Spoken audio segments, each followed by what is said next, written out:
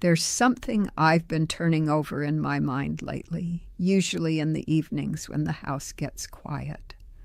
I'm not sure my children ever knew when I needed them. My name is Margaret, and I'm 94 years old, and I've spent most of my life being the one everyone else leaned on. I was always proud of that. Even as a girl, I liked being the steady one. My mother used to say I had an old soul, that I didn't cry easily, and that I handled things without fuss. When my father died, I was 16, and I remember standing in the kitchen after the neighbors left, washing dishes while my mother sat at the table staring at her hands. I didn't sit beside her. I didn't cry with her.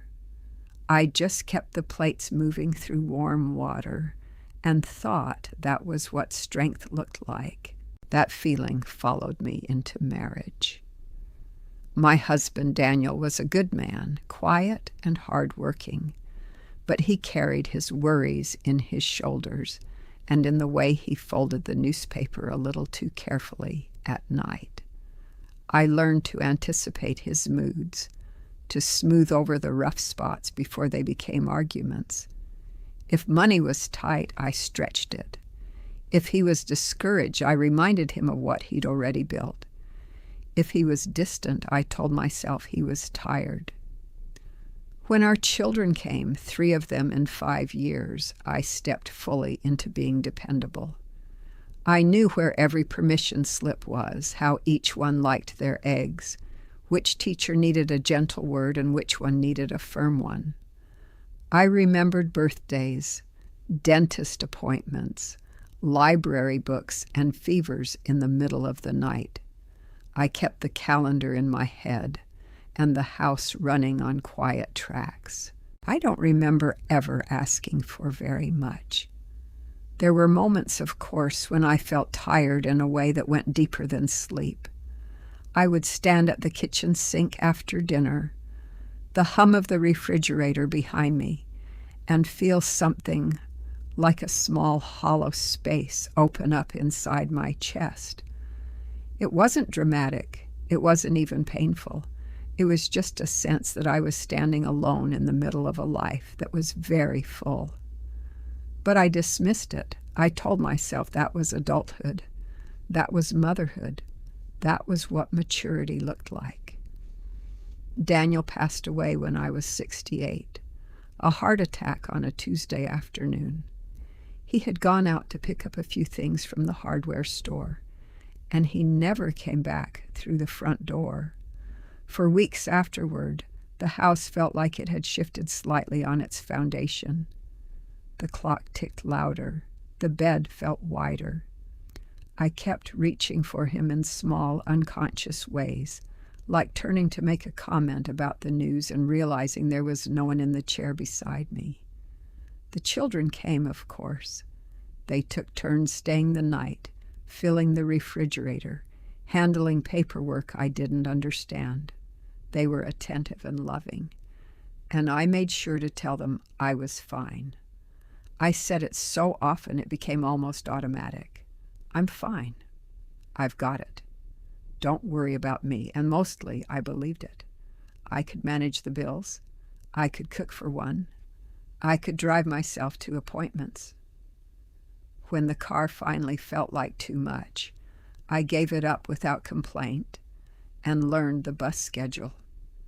When the yard grew harder to maintain, I hired a neighbor's son to mow it. I adjusted. That's what I had always done. But there were nights when the loneliness came in a little sharper, not because my children were absent. They called, they visited, they invited me to holidays and made room at their tables. It wasn't their absence that unsettled me. It was the quiet feeling that they didn't see me needing them, and I'm beginning to understand that I never let them. I remember one particular evening about 10 years ago. I had fallen in the hallway. Nothing serious, just a misstep and a bruised hip. But I lay there on the carpet for longer than I'd like to admit. I wasn't unconscious. I wasn't badly hurt. I was just startled and suddenly very aware of how alone I was in that house. My phone was on the kitchen counter. I could have called one of them. Instead, I pulled myself up slowly, using the edge of the table, and told myself it was better this way. No need to alarm anyone. No need to make a fuss.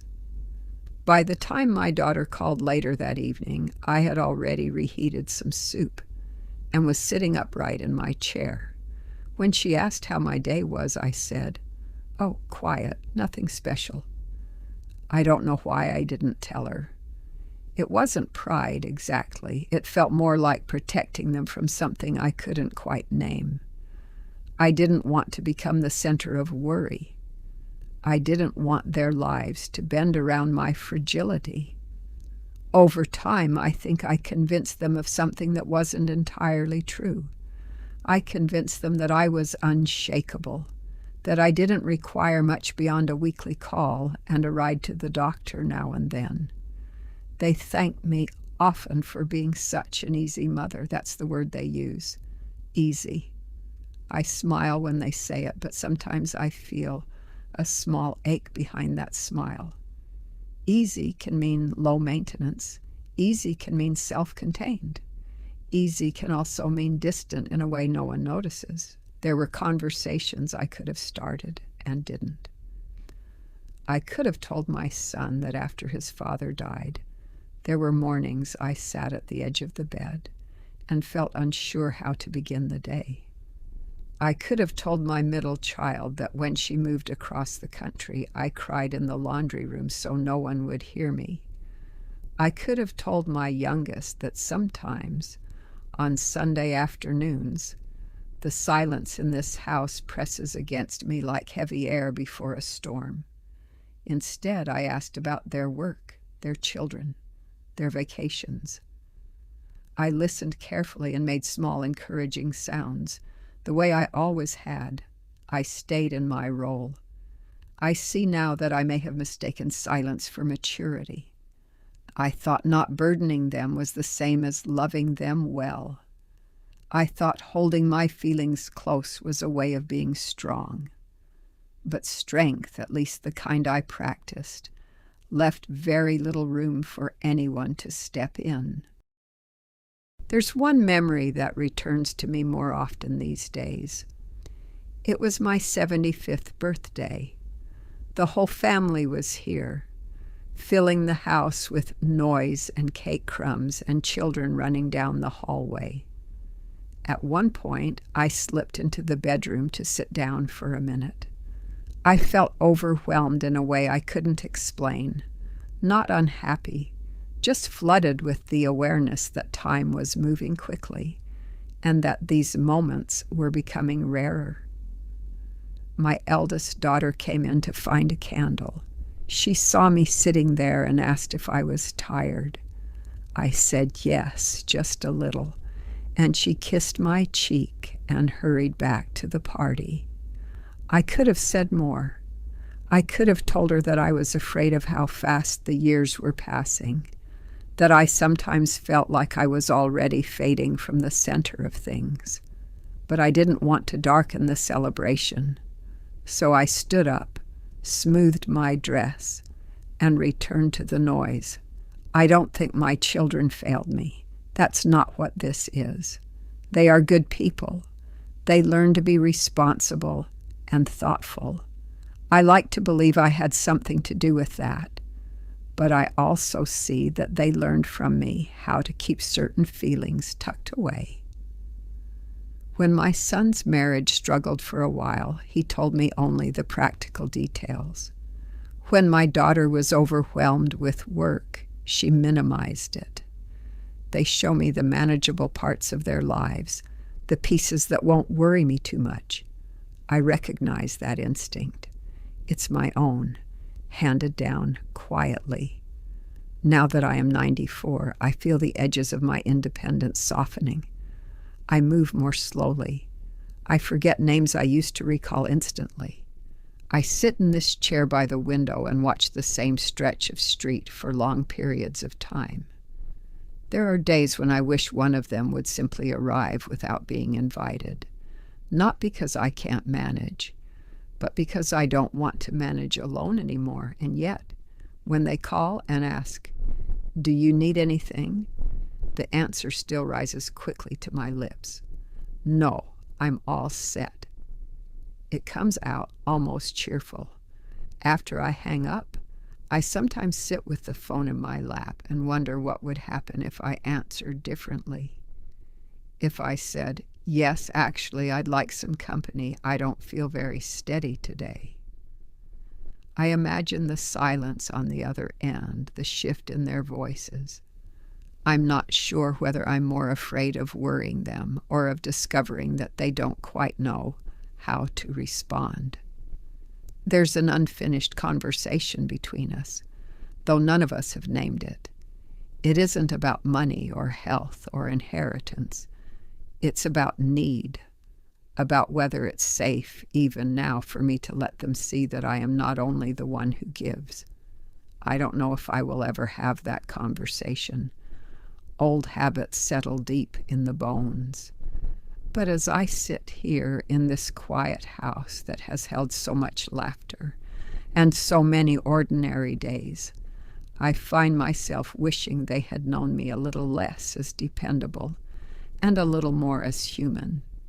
If you are listening to me now, I won't tell you what to do. I don't have advice. I only have this small confession that has taken me a long time to shape. Sometimes the strongest person in the room is also the loneliest, and sometimes she is the one who built it that way without meaning to. I am still their mother. I am still capable, but I am also 94, and there are evenings when I would like someone to see that I need them without my having to say it. I'm not sure they ever will, and I'm not sure I will ever let them. That is the part I'm still sitting with. If something in this story felt familiar to you, then maybe it was meant to find you today. This channel is a place for quiet truths, for the things we don't always say out loud, and for reflections that take their time. If you value these kinds of conversations, subscribe and stay with us. There are more stories to tell, and perhaps one of them will say the words you've been holding on to.